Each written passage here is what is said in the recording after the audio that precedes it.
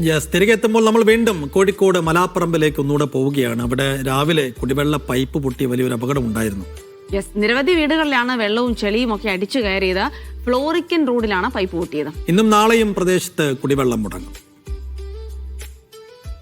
കോഴിക്കോട് മലാപ്പറമ്പ് ഫ്ലോറിക്കൻ റോഡിലെ പൈപ്പ് കുടിവെള്ള വിതരണത്തിൻ്റെ പൈപ്പ് പൊട്ടി വലിയ ഗർത്തം രൂപപ്പെടുകയും അതോടൊപ്പം തന്നെ അടുത്ത വീടുകളിലേക്ക് സമീപത്തെ വീടുകളിലേക്ക് ചെളിയും വെള്ളവുമായി കയറി പോവുകയും ആളുകൾക്കെല്ലാം ആകെ ബുദ്ധിമുട്ടാകുകയും ചെയ്ത ഒരു സാഹചര്യമുണ്ട്. നമ്മളിവിടുന്ന് കാണാൻ കഴിയും. ആ വീട്ടിലൊക്കെ നമ്മൾ തൊട്ടടുത്തുള്ള വീട്ടിലൊക്കെ തന്നെയും പിന്നെ ഇവിടെ നിന്ന് നോക്കുമ്പോൾ തന്നെ നമുക്ക് കാണാൻ കഴിയും ചെളിയും മറ്റുമൊക്കെ ആയി ഇപ്പോഴും കിടക്കുന്നുണ്ട്.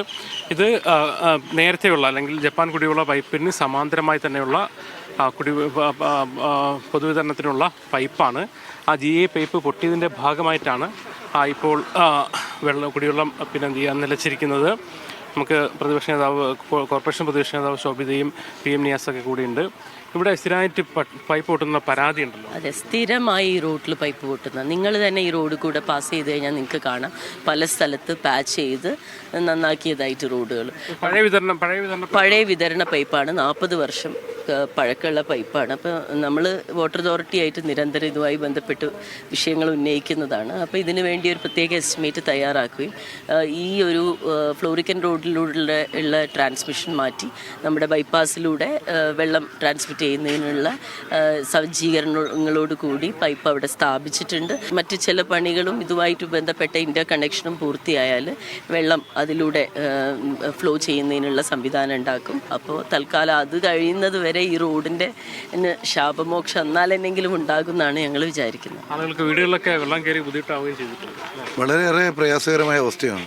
40 വർഷക്കാലമായി ഒരു അപ്ഡേറ്റ് ചെയ്യേണ്ട ഒരു പൈപ്പ് ലൈന് അത് അപ്ഡേറ്റ് ചെയ്യാതിരിക്കുക എന്ന് പറഞ്ഞാൽ ജനങ്ങൾക്ക് ഏറ്റവും ബുദ്ധിമുട്ടുള്ള കാര്യമാണെന്ന് അറിയാഞ്ഞിട്ടല്ല.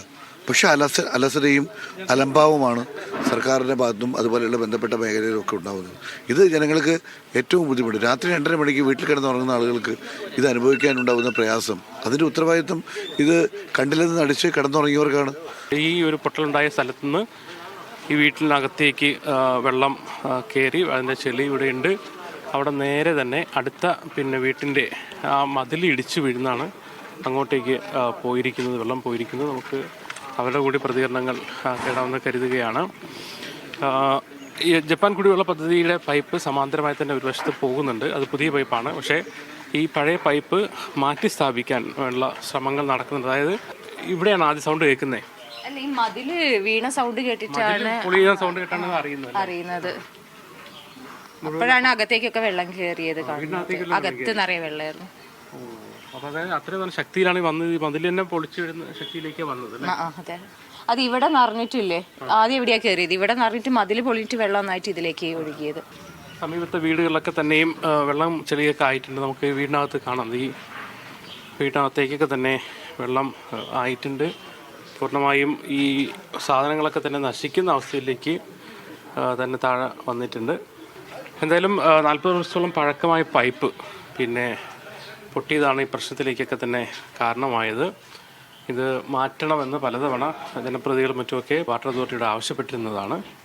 എന്നാൽ അതിലേക്കൊന്നും പോയിട്ടില്ല. പക്ഷേ അതിലേക്കുള്ള നടപടികൾ പോകുന്നുണ്ട്. അത് പൂർത്തീകരിക്കാത്തത് കാരണം ഈ റോഡിൽ നിരന്തരമായി തന്നെ പൈപ്പ് പൊട്ടലുണ്ടാകുന്നു. ആളുകൾ അതിൻ്റെ ദുരിതം അനുഭവിക്കുകയും ചെയ്യുന്നു. എന്തായാലും പുതിയ പൈപ്പ് ലൈനിലേക്കുള്ള കണക്ഷൻ പെട്ടെന്ന് പൂർത്തിയാക്കിക്കൊണ്ട് ഇത് ഒഴിവാക്കിയാൽ മാത്രമേ ഈ ഒരു ഫ്ലോറിക്കൻ റോഡിൻ്റെ ഈ കുടിവെള്ള പ്രശ്നത്തിൻ്റെയും അതോടൊപ്പം തന്നെ ഈ പൈപ്പ് പൊട്ടലിൻ്റെയും ശാശ്വത പരിഹാരം ഉണ്ടാവുകയുള്ളൂ.